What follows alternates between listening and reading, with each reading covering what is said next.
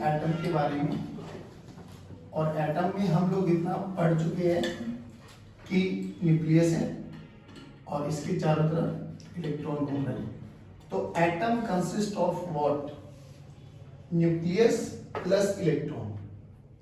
तो अगर मेरे से कोई पूछा जाए कि what is the atomic mass, है ना, मास ऑफ एटम लिखने का क्या तरीका है? इलेक्ट्रॉन का मास, प्रोटॉन का मास प्लस न्यूट्रॉन का मास। ध्यान से सुनना ये सब चीजें। एटम के मास को हम ये लिखेंगे, proton plus neutron plus electron. अब कितने प्रोटॉन होंगे, कितने इलेक्ट्रॉन्स होंगे, कितने न्यूट्रॉन्स होंगे, वो भी हम डील कर लेते, कोई इशू नहीं। अब इस न्यूक्लियस के बारे में अगर हम बात करें तो इसमें प्रोटॉन प्लस न्यूट्रॉन होती है। अब ये तो हमें पता है प्रोटॉन पॉजिटिवली चार्ज है, न्यूट्रॉन्स जो होते हैं वो न्यूट्रल होते हैं, बट मास होता है। अगर हम इनका मास के बारे में बात करें, न्यूट्रॉन, प्रोटॉन और इलेक्ट्रॉन्स के बारे में, तो ये होता है कि mass of neutron is greater then mass of proton, ठीक है, is greater then mass of electron. अब अगर मास ऑफ प्रोटॉन के बारे में बात करें, मास ऑफ इलेक्ट्रॉन के बारे में बात करें, तो ये बहुत ज्यादा हैवी होते हैं क्या? देख 10 की पावर -31, 10 की पावर -27, बहुत बड़े बहुत छोटे मास, बहुत छोटे मास। तो जैसे अभी हमने डुअल नेचर में बात करी थी कि जूल एनर्जी की यूनिट होती है, बट जूल बहुत बड़ी एनर्जी की यूनिट है और हमें इलेक्ट्रॉन वोल्ट्स में उसको कन्वर्ट करना था। क्यों? क्योंकि हम बहुत छोटी एनर्जी के बारे में बात कर रहे थे जब भी फोटो इलेक्ट्रिक एमिशन वगैरह के बारे में बात की थी। सिमिलरली ऐसे ही जब भी हम लोग मासेस के बारे में बात करेंगे, अब हम तुम अपना मास देखें तो हम किलोग्राम 50, 60, 70 किलोग्राम, ऐसे बहुत हैवी मास है। इसका वहां देख, इलेक्ट्रॉन का 9.1 -31, अप्रोक्सीमेटली नेग्लिजिबल, अप्रोक्सीमेटली क्या, 0 के बराबर है। तो किलोग्राम में लिखना वो कोई जस्टिफाई नहीं करता। तो इन सब के लिए ना हमने एक यूनिट बनाई जिसको हम बोलते हैं एएमयू, एटॉमिक मास यूनिट। पहली बात तो ये। अब बात ये आई फिर दिमाग में कि सर ठीक है एएमयू हो गया, सब चीज हो गई, बट ये न्यूक्लियस के अंदर प्रोटॉन्स है ना, प्रोटॉन्स तो पॉजिटिवली चार्ज है। अगर पॉजिटिवली चार्ज है तो ये सारे के सारे पॉजिटिवली चार्ज रहे कैसे एक साथ? क्योंकि हमने अभी तक तो ये पढ़ा था positive will repel each other. तो हाउ इट इज पॉसिबल कि सारे पॉजिटिव चार्ज एक ही जगह है? और अगर हम बात करें तो साइज ऑफ न्यूक्लियस 10 की पावर -15, 1 फेम्टोमीटर, 1 फर्मी जिसको अपन बोलते हैं। तो 1 फर्मी का मतलब समझ गए, 10 की पावर -15, बहुत छोटे से डिस्टेंस में बहुत सारे पॉजिटिवली चार्ज पार्टिकल हैं। यानी आप कुछ ना कुछ तो लोचा है, या तो इलेक्ट्रोस्टैटिक्स में हम पढ़े थे, या तो वो गलत पढ़ लिया, या यहाँ पे कुछ ना कुछ है, या कुछ और भी नई चीज हो सकती है जिसका हमें ज्ञान नहीं है, शायद वो यहाँ पे पता लगे। तो ये सब चीजों के बारे में हमें इस चैप्टर में पढ़ना है। अब हमने फिर एक चीज और देखी थी कि who is responsible for electrification. तो आंसर आया था electron is only responsible for electrification, है ना। किसी भी बॉडी को चार्ज करने के लिए हमने क्या बोला था, इलेक्ट्रॉन्स को तोड़ दो। इलेक्ट्रॉन्स जो आउटर मोस्ट शेल में इलेक्ट्रॉन्स होते थे वो इजीली टूट जाते थे, क्यों? लूजली बाउंड होते थे, कम एनर्जी चाहिए होती थी। फिर हमने वहां पे भी पूछा था why not protons. Protons nucleus के अंदर है और न्यूक्लियस को तोड़ने के लिए आपको बहुत एक्सेस में एनर्जी चाहिए होती है, मेगा इलेक्ट्रॉन वोल्ट्स में। जब हमारा काम कम एनर्जी देके हो सकता है तो व्हाई टू वेस्ट बहुत सारी एनर्जी। बात समझ में आ गई? ये सब चीजें आप सुनो। किसी भी एटम को लिखने का तरीका देखो बेटा, कोई भी एटम है उसको लिखने का तरीका ये है। ए को क्या बोलते हैं? मास नंबर, है ना। और जेड को क्या बोलते हैं? This is your mass number and this is your atomic number. अब पहली बात, ये जेड जो होता है ना बच्चों, ये होता है नंबर ऑफ प्रोटॉन्स। प्लीज सुनना, बहुत आसान है, कोई मुश्किल नहीं है, और आपको मेरे से ज्यादा आती है क्योंकि केमिस्ट्री में ये सब चीज डील कर चुके हो गया। ए जो होता है, this is number of protons plus number of neutrons. अच्छा ध्यान से देखो, यानी ए हमें बताएगा कि न्यूक्लियस के अंदर कितने प्रोटॉन प्लस न्यूट्रॉन है, जेड हमें बताएगा कितने नंबर ऑफ प्रोटॉन्स हैं। बात समझ में आ गई? इसको जो कि ये न्यूक्लियस के अंदर जितने भी है, चाहे 2 हो, चाहे 3 हो, चाहे 4 हो, चाहे 10 हो, कितने भी हो, ये पूरे के पूरे न्यूक्लियस के बारे में बताता है कि इतने प्रोटॉन और न्यूट्रॉन्स हैं, इनको बोलते हैं न्यूक्लियॉन्स। न्यूक्लियस की फैमिली के मेंबर्स को बोलते हैं न्यूक्लियॉन्स। तो बेसिकली यही क्या है आपके पास, टोटल नंबर ऑफ न्यूक्लियॉन्स। ठीक, अब सोच के बताओ, अगर कोई मेरे से पूछा जाए कि नंबर ऑफ प्रोटॉन्स कितने, तो अपन बोल देंगे Z। कोई पूछे कि number of protons plus neutrons कितना, तो अपन बोल देंगे A। अब मेरे से पूछा जाए नंबर ऑफ प्रोटॉन न्यूट्रॉन्स बताओ कितने हैं, A माइनस Z। तो नंबर ऑफ न्यूट्रॉन्स कैसे पता लगेगा भाई, देखो total number of protons plus neutron, अगर प्रोटॉन माइनस कर दूं तो बचेगा कौन, न्यूट्रॉन। तो नंबर ऑफ न्यूट्रॉन्स कैसे पता लगेगा, A माइनस Z।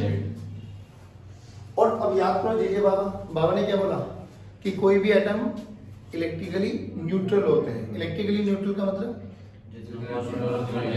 जितने पॉजिटिव चार्जेस उतने ही।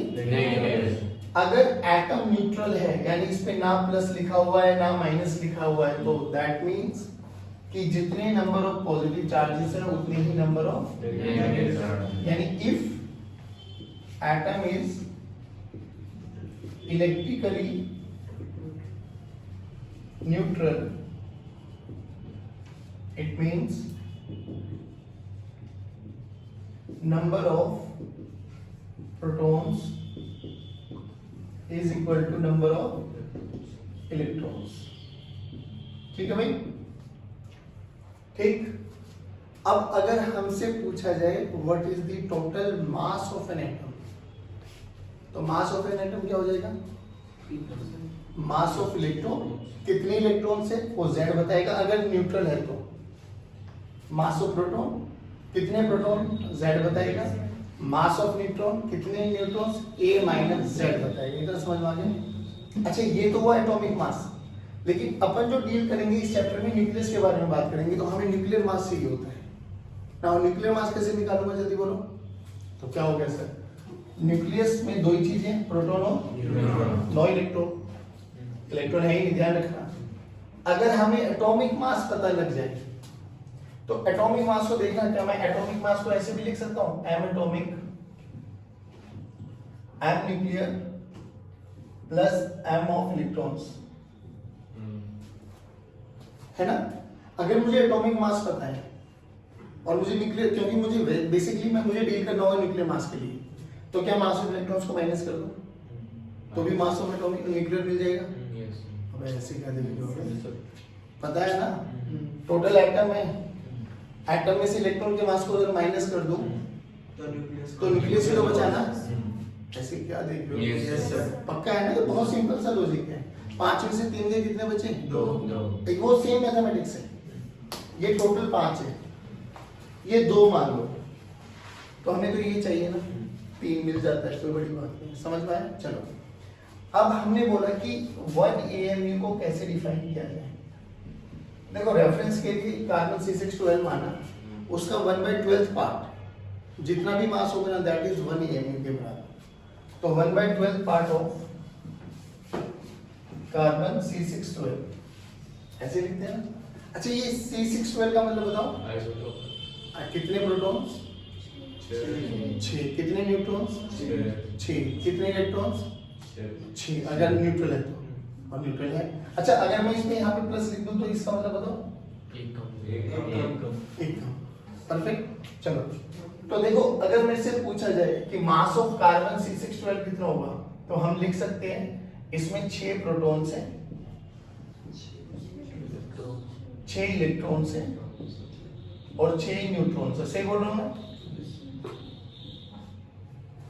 ठीक। अब देखो जो प्रोटॉन और न्यूट्रॉन्स होते हैं ना बच्चे, they are approximately same mass. अभी याद करो 1.67 1.66 10 की पावर -27 यही होता है मास दोनों का, लमसम दोनों बराबर होते हैं, बस mass of proton slightly, neutron slightly बड़ा होता है मास ऑफ प्रोटॉन से। But as far as our calculation is concern, तो अपन ये मान सकते हैं कि mass of proton is approximately equal to mass of neutron. और मास ऑफ इलेक्ट्रॉन देखो इनके कंपैरिजन में 1837 टाइम्स हैवियर होता है, यानी हम उसके कंपैरिजन में उस मास ऑफ इलेक्ट्रॉन को नेग्लिजिबल मान सकते हैं। मास ऑफ इलेक्ट्रॉन इज मतलब is count to be negligible, मान सकते, कोई बड़ी बात नहीं। तो यहाँ पे लिखो 1/12 part of 6 mass of proton plus 6 mass of neutron plus 6 mass of electron. Reality में तो ये है, बट मास ऑफ इलेक्ट्रॉन बहुत छोटा है, नेग्लिजिबल। तो 6 मास of proton plus 6 mass of neutron. अब मास ऑफ न्यूट्रॉन और मास ऑफ प्रोटॉन लमसम बराबर है, तो मैं इसको क्या लिख सकता हूँ, 12 मास ऑफ प्रोटॉन, है ना। तो this is 1/12 into 12 mass of proton. तो 1 EMU किसके आसपास आया बेटा, 1 मास ऑफ प्रोटॉन। बोलो कितना, 1.66 इंटू 10⁻⁻27 किलो। ठीक, एक तो ये चीज याद रखिए, पक्की बात है। अब खुद सोच के देखो, इनके ना कुछ बहुत छोटे छोटे मासेज है EMU की टर्म्स में। अगर बुक खोली हुई तो बताइए एक बार। Mass of neutron, mass of proton, mass of electron. Mass of electron 0.00548U, 1.007276, 1.008। अब देखो प्रोटॉन और न्यूट्रॉन देखो चौथे डिजिट में वेरी कर रहे हैं, इतना वेरिएशन कुछ ज्यादा काउंट होता नहीं है वैसे। और ये देख बेचारा 000 के बाद 5 है, तो अप्रोक्सीमेटली कभी 0 के बराबर मान लो ये तो, है ना। तो हम लिख सकते हैं, वैसे तो मास ऑफ न्यूट्रॉन हमेशा हैवी रहेगा, ध्यान रखना। अगर कभी इनको असेंडिंग या डिसेंडिंग ऑर्डर में लिखा है तो यही सीक्वेंस याद रखना। मास ऑफ न्यूट्रॉन सबसे बड़ा, उससे छोटा प्रोटॉन, सबसे छोटा। बात समझ में आ गई? अच्छा, अब सुनो। अब हमसे यहां से पूछा जाए कि 1 EMU कितना, that is 1 mass of proton, और 1 EMU में ये सब आपको सीक्वेंस याद होनी चाहिए। अच्छा, as far as numericals are concern, तो इसको ऐसा नहीं कि डेटा याद रखना है। हाँ, याद रह जाए तो कोई बुराई है नहीं। इन केस नहीं भी रहता ना, तो नो नीड टू मतलब क्रैम दिस डेटा। आपके न्यूमेरिकल्स में सब कुछ लिखा मिलेगा कि मास ऑफ न्यूट्रॉन ये, फलाना ये, ढिमकाना ये, तो यू हैव टू बस right on that particular equations. अच्छा, इसमें ये भी मत समझना कि हमें तो ये इक्वेशन याद है, न्यूमेरिकल्स में कुछ अलग है, थोड़े बहुत डिजिट्स का वेरिएशन हो सकता है। तो जो वो दिया जाए ना, उसी डेटा के साथ जाना आपको। बात समझ में आ गई?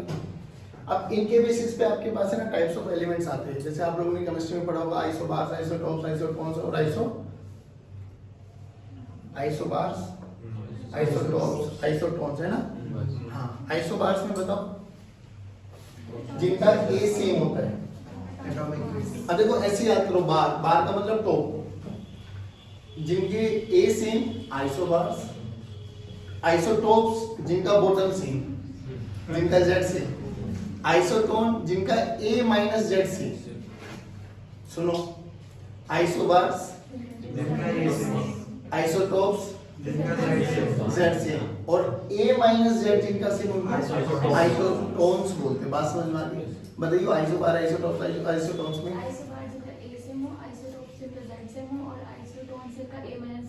परफेक्ट। बात समझ में आ गई? ये बहुत बेसिक से। अच्छा, एग्जांपल याद है आइसोबार, आइसोटॉप्स, आइसोटोन्स के? बोलो।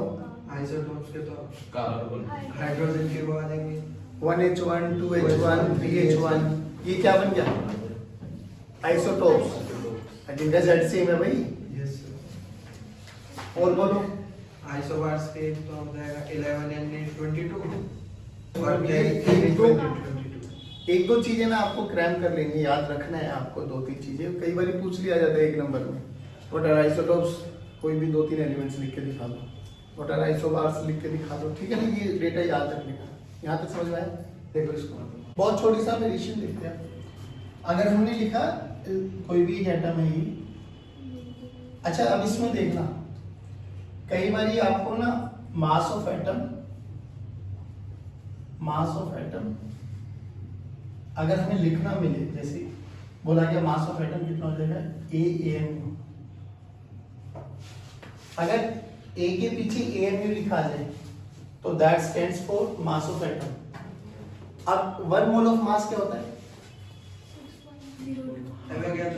हाँ, 1 मोल ऑफ मास। देखो एक कैलकुलेटर निकालना, A into mass of proton A total number of आपके पास न्यूक्लियॉन्स हो गए into mass of proton into Avogadro number.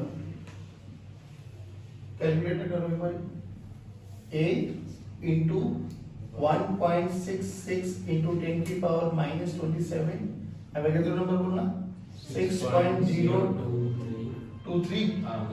Into 10 की पावर 23। बस ये बताओ मुझे ये कितना है 1.66 9. अप्रोक्सीमेटली 10। तो a इंटू 10 अब 10 की पावर -27 इंटू 10 की पावर 23 10 की पावर -4 10 इंटू 10 की पावर -4 10 की पावर -3 होता ग्राम। अगर a AMU लिखा है तो that is mass of an atom और a ग्राम आ जाए तो 1 मोल ऑफ मास। बात समझना इन चीजों को। जैसे अगर मैंने 4 AMU लिख दिया तो ये मास ऑफ एटम और 4 ग्राम लिख दिया तो छोटी सी बात है, याद रखनी, कोई बुराई नहीं इसमें। अब मुझे एक बात बताओ, जैसे अभी इसको थोड़ा ऐसे समझना कि जो न्यूक्लियस है इसकी, वैसे तो हमें पता है एटम में माना जा चुका है कि जो न्यूक्लियस की शेप है that is spherical in nature और मान के भी चलेंगे हम लोग। मार्बल बॉल्स देखिए, कंचे, सोच के देखिए मेरे पास है ना 10 कंचे हैं और मेरे से बोला जाए इन 10 कंचों को ना कंडेंस फॉर्म में इकट्ठा करके रखना है तो कैसी शेप बनेगी? स्फेरिकल, है ना। अब मुझे एक चीज और बताओ, एक बारी 10 कंचे हैं, कंडेंस फॉर्म में रखना एकदम मिला के सटा के एकदम। 10 कंचे हैं तो उस स्फेयर का साइज देखो, 50 कंचे हैं तो स्फेयर का साइज देखो और 100 कंचे हैं तो स्फेयर का साइज देखो। किस केस में स्फेयर का साइज ज्यादा बड़ा बनेगा? यानी जो 100 कंचे वाला स्फेयर होगा उसकी वॉल्यूम भी हम कह सकते ज्यादा है ना। तो हम बोल सकते हैं कि volume is directly proportional to A. A क्या है यहाँ पे? Number of nucleons. यहाँ पे कंचे क्या थे? Nucleons, proton plus neutron. तो जितनी ज्यादा कंचे होंगी मतलब जितने ज्यादा न्यूक्लियॉन्स होंगे उतना ही ज्यादा स्फेयर की वॉल्यूम बढ़ने वाली है। तो मैं लिख सकता हूँ कि volume of nuclear is directly proportional to A. A क्या होता है? Mass number, atomic number. Very good, mass number. क्या होता है बेटे? स्फेयर की वॉल्यूम बोलो 4/3 pi r cube is directly proportional to a। 4/3 pi constant number है तो मैं लिख सकता हूँ r is directly proportional to a की पावर 1/3। और ये सब डेटा जब ये डायरेक्टली प्रोपोर्शनल के साइन को हटाएंगे तो उसके साथ लिख देते हैं हम लोग। तो इन सबको हटा के will write r this is equals to r not a की power 1/3। Again a very very important formula कि अगर हमें किसी भी न्यूक्लियाई का रेडियस कैलकुलेट करना है तो a वाले रेशियो को याद रखो। जैसे हमसे बोला गया कि लेट अस सपोज कि आपके पास कोई भी दो एटम थे, a मान लो कोई भी 8 और y मान लो 27। हमसे बोला गया find the ratio of their radii. बहुत आसान है, ये हमें गिवन है r नॉट, एक कांस्टेंट बोला जाता है। क्या बोलते हैं इसको?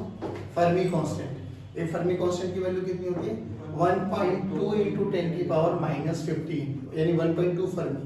तो r नॉट फर्मी कांस्टेंट बोला जाता है जिसकी वैल्यू होती है 1.2 फर्मी। फर्मी का मतलब समझते हो ना बेटा? कितना? 10 की पावर -15। आप सुनो, तो अगर हमें इनका रेशियो निकालना है, रेडियाई ऑफ rx/ry कैलकुलेट करना है तो देखो इसको क्या लिखेंगे?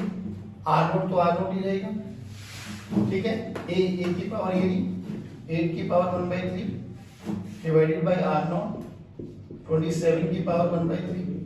अब 8 को हम क्या लिख सकते हैं? 2 की पावर 3 2 की पावर 3 3 विल कैंसिल आउट तो ऊपर बचा 2, नीचे 3 की power 3 will cancel out, r not will cancel out तो rx/ry क्या हो जाएगा? 2:3। अच्छा, ये तो एक कॉमन सा एग्जांपल है। आपसे बोला जाए कि हाइड्रोजन का वो रेडियस निकालो तो पता निकालोगे, कोई बड़ी बात नहीं। कोई भी आपको एलिमेंट दे दे आप उसका रेडियस कैलकुलेट कर सकते हो, कोई बड़ी बात नहीं। अब यहाँ पर ना कभी कभार 1-2 नंबर का प्रूफ आता है as far as CBSE is concern कि prove that density of nucleus is independent of mass number. ठीक है, हमें ये प्रूव करना है कि जो डेंसिटी ऑफ न्यूक्लियस होती है वो इंडिपेंडेंट ऑफ मास नंबर है। अब डेंसिटी ऑफ फॉर्मूला देखो क्या होता है, mass per unit volume. Mass is constant divided अब सुनो तो सही, अब न्यूक्लियस का मास कितना होता है, ए, और ए में ये तो ए हो गया, कितने एटॉमिक मास यूनिट, एएमयू। ठीक है, और एएमयू में कितना मास होता है किलोग्राम में अगर हम बात करें तो 1 mp, 1 AMU equals to 1 mp। Yes sir. अभी तो बताया था 1 AMU कितना होता है, 1 mp के बराबर होता है, this is 1.66 into 10 to the power minus 27 kilogram. तो मास को लिखो, टोटल मास कितना हो जाएगा, A into mp, ठीक है ना, divided by volume 4/3 pi r cube। r की वैल्यू को उठाओ, ये रख दो, तो A into mp बाई 3 ऊपर आ गया, 4 पाई नीचे, r को देखो क्या लिख सकते हैं, r0 into a की पावर 1/3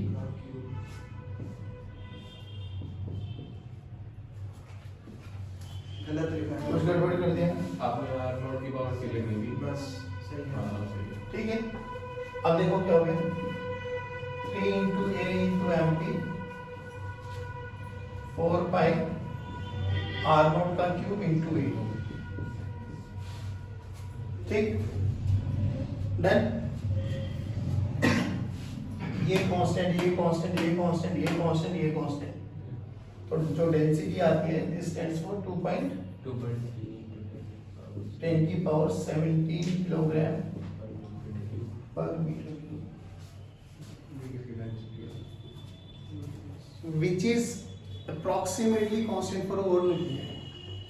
आपको सोचिए कि इसका मतलब समझे हो आप लोग कि अगर आप 1 मीटर की लेंथ, 1 मीटर की ब्रेड्थ और 1 मीटर की हाइट लो और उसमें न्यूक्लियस भर दो, किलोग्राम सा होगा। ये कभी एनालाइज किया है कितना हैवी होगा, इसको उठाना नामुमकिन हो जाएगा। 10 की पावर 17 देख, मास ऑफ अर्थ पता है ना, 10 की पावर 24, बहुत हैवी है। और ये भी पक्का है कि कैसे भी निकली हो उन सब की डेंसिटी इज अप्रोक्सीमेटली कांस्टेंट, क्योंकि दैट इज इंडिपेंडेंट ऑफ ए। ये भी प्रूव हो गया कि इंडिपेंडेंट ऑफ ए। कई बार पूछ लेते प्रूव करके दिखाओ डेंसिटी कांस्टेंट है, तो कर दो। पूछा जाए कि डेंसिटी इज इंडिपेंडेंट ऑफ ए, तो भी कर दो। पूछा जाए 1 नंबर में what is density of nucleus, तो बात समझ में। अब बात सुनो, बात आई कि चलो ठीक है, ये बहुत बेसिक चीजें हम लोगों ने डिस्कस कर ली। अब बात आई कि ऐसा क्या है कि न्यूक्लियस के अंदर प्रोटॉन्स भी रह पाए। एक चीज और देखो, अगर यहाँ से कोई तुमसे पूछे कि प्रोटॉन के बीच में अगर हम एक फर्मी मान के चलो, हाँ एक फर्मी समझ सकते हो, हाँ 10 की पावर -2, कि उनके बीच में, ये एनसीईआरटी का क्वेश्चन नंबर मेरे ख्याल से 7th या 8th था, चैप्टर 1, इफ यू रिमेम्बर। अगर आप लोगों को याद है कि देखो ये भी बोला जाता था कि ग्रेविटेशन फोर्स के कंपैरिजन में इलेक्ट्रोस्टैटिक फोर्स 10 की पावर 36 या 39 टाइम्स स्ट्रॉन्गर होता है। कभी हम इलेक्ट्रॉन और प्रोटॉन का अट्रैक्शन फोर्स देखते थे, कभी हम प्रोटॉन का रिपल्शन फोर्स देखते थे। कि as far as gravitation force is concern, electrostatic force सबसे ज्यादा स्ट्रॉन्गेस्ट फोर्स होता है। बट बात ये होती है कि जब इलेक्ट्रोस्टैटिक इतना स्ट्रॉन्गर फोर्स है तो हमें डे टू डे लाइफ में दिखाई नहीं देता है ना, बट हमें ग्रेविटेशन तो डे टू डे लाइफ में हम सुबह से शाम तक उसी के एग्जांपल देखते रहते हैं।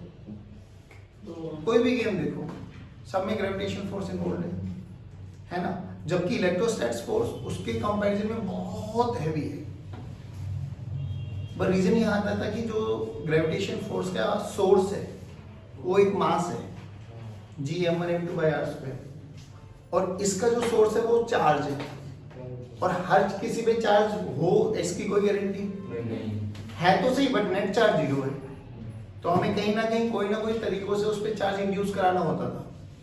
अब थोड़ा याद करो आप इलेक्ट्रोस्टैट्स में, इलेक्ट्रोस्टैट्स में आपने जितने भी न्यूमेरिकल किए थे, 2 charges are placed at a distance of 10 centimetre, 1 metre, कुछ ऐसा डिस्टेंसेस था।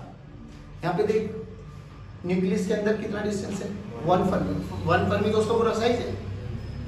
अब बात ये आती है कि यहाँ पर है ना कहीं इलेक्ट्रोस्टैटिक फोर्स से भी कोई ना कोई स्ट्रॉन्गर फोर्स है जिसने इन न्यूक्लियस में उन प्रोटॉन्स को आपस में बांधा हुआ है। देख न्यूट्रॉन तो चार्जलेस है, उसमें तो कोई इलेक्ट्रोस्टैटिक फोर्स नहीं लगने वाला, कोई मैग्नेटिक फोर्स नहीं लगने वाला, वो तो चिल है। अच्छा, ये कभी कभार एक आधा क्वेश्चन ऐसा पूछा जाता है, इसकी न्यूट्रॉन जो चार्जलेस है इसकी आयनाइजिंग पावर कम होती है और इसकी पेनिट्रेशन पावर बहुत भयंकर होती है न्यूट्रॉन्स की। आगे जब हम न्यूक्लियर रिएक्शंस पढ़ेंगे will let you know, but अभी ये याद रखो कि ये चार्जलेस है, इस पे आयनाइजिंग पावर सबसे कम है और इसकी पेनिट्रेशन पावर बहुत खतरनाक है न्यूट्रॉन की। तो अब यहाँ पर जन्म लेता है न्यूक्लियर फोर्स।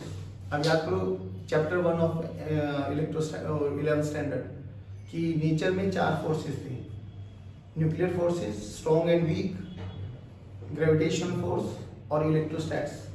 सबसे वीकेस्ट फोर्स होता था ग्रेविटेशनल।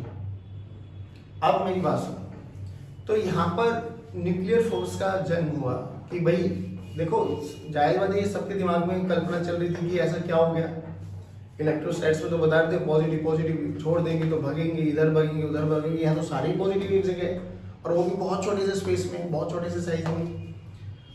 तो अब यहाँ कंपैरिजन पूछा जाता है कि इलेक्ट्रोस्टैट्स और न्यूक्लियर फोर्सेस के बीच में कंपैरिजन क्या है।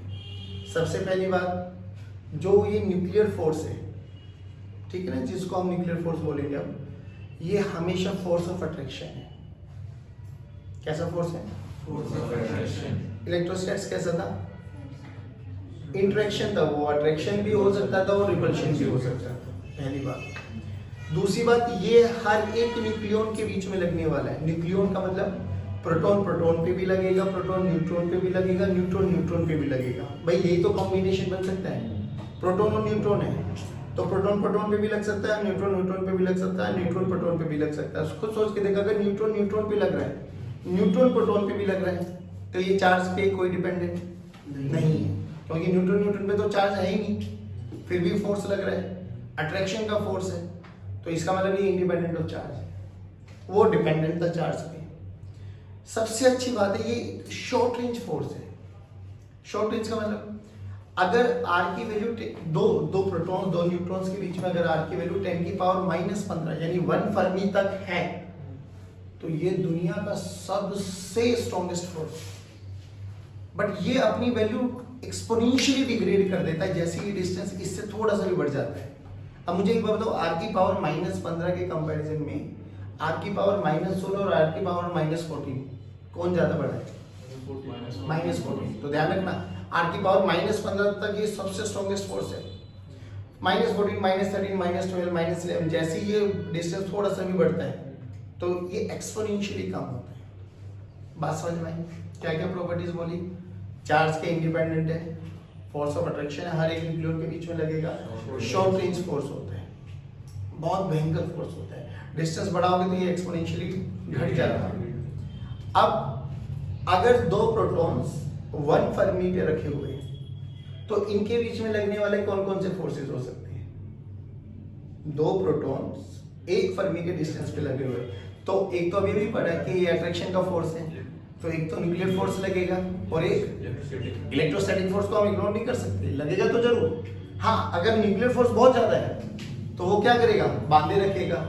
न्यूक्लियर फोर्स इलेक्ट्रोस्टैटिक फोर्स के कंपैरिजन में वीक पड़ गया तो वो उसको भगाने की कोशिश करेगा। नहीं आया समझ में? यहीं से हम स्टेबिलिटी ऑफ न्यूक्लियस भी डिफाइन करते हैं कि कौन न्यूक्लियस कितना ज्यादा स्टेबल है, कौन न्यूक्लियस अनस्टेबल है, वो सब इन्हीं से देखेंगे। जिसमें न्यूक्लियर फोर्सेस बहुत ज्यादा लग रहे होंगे, बहुत भयंकर, तो बताओ वो कैसा होगा? स्टेबल। सारे के सारे एक जगह रहने की कोशिश करेंगे। जिसमें इलेक्ट्रोस्टैटिक थोड़ा सा भी एक्टिव हो गया वो दूर दूर जाने की कोशिश करेंगे, तो अनस्टेबल। बात समझ में? अब हमसे ना बहुत बेसिकली 1-2 क्वेश्चन पूछे जाते हैं कि अभी हमने देखा कि न्यूक्लियर फोर्सेस होते हैं, शॉर्ट रेंज फोर्स होते हैं, 1 फर्मी तक वैलिड होते हैं, अट्रैक्शन के फोर्स होते हैं, सभी न्यूक्लियस के बीच में लगने वाले होते हैं। तो बोला गया कि अगर हम न्यूक्लियर फोर्सेस के बारे में बात करें, ध्यान से सुनना बेटा, न्यूक्लियर फोर्सेस के बारे में अगर हम बात करें तो हम लिख सकते हैं it acts between neutron neutron, proton neutron and proton proton, और सब पे मैग्नीट्यूड कैसा होगा, बराबर। बट हमसे यहाँ पूछा जाए नेट फोर्स के बारे में बताओ। अब नेट फोर्स देखो भाई, सिंपल सी बात बताओ मुझे, अगर हम यहाँ पे बात करें प्रोटॉन और प्रोटॉन, ठीक है ना, ये भी प्रोटॉन है, ये भी प्रोटॉन है, ये प्रोटॉन इस प्रोटॉन को धक्का भी मारेगा, रिपल्सिव फोर्स,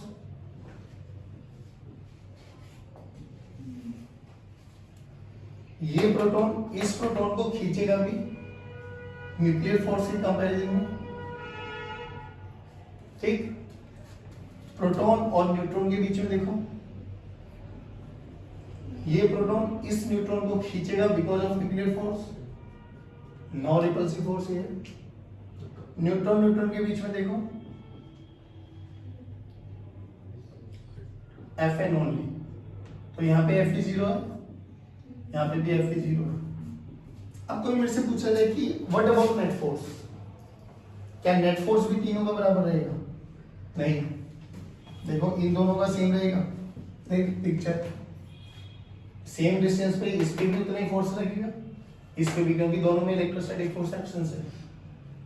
बोल भाई, तो Nn is equals to Pn is slightly greater than Pp। ये हम बात करते हैं नेट फोर्स के बारे में। न्यूक्लियर फोर्स पूछा जाए तो तीनों पे बराबर है, और नेट फोर्स पूछा जाए तो प्रोटॉन न्यूट्रॉन न्यूट्रॉन न्यूट्रॉन पे बराबर है, बट प्रोटॉन प्रोटॉन पे उनसे थोड़ा सा कम है। क्यों कम है, रीजन समझ में आया? क्योंकि कहीं ना कहीं रिपल्सिव फोर्स भी एक्ट करेंगे, तो कुछ ना कुछ नेट फोर्स में तो कम ही करेंगे। नहीं आया? मान लो न्यूक्लियर फोर्स एक प्रोटॉन प्रोटॉन के बीच में 10 न्यूटन का लग रहा है, न्यूट्रॉन प्रोटॉन में भी 10 न्यूटन का लग रहा है। जब हम प्रोटॉन प्रोटॉन की बात करें, 10 इधर लग रहा है और 2 इधर लग रहा है, तो नेट कितना है? तो सही से कोई सीक्वेंस बना, तो नेट फोर्स आ जाए तो ये सीक्वेंस के साथ चलोगे। खाली न्यूक्लियर फोर्स पूछा जाए तो सबका मैग्नीट्यूड सेम रहेगा, ठीक है, पक्का। चलिए आज की कक्षा को यहीं समाप्त करते, जय हिंद।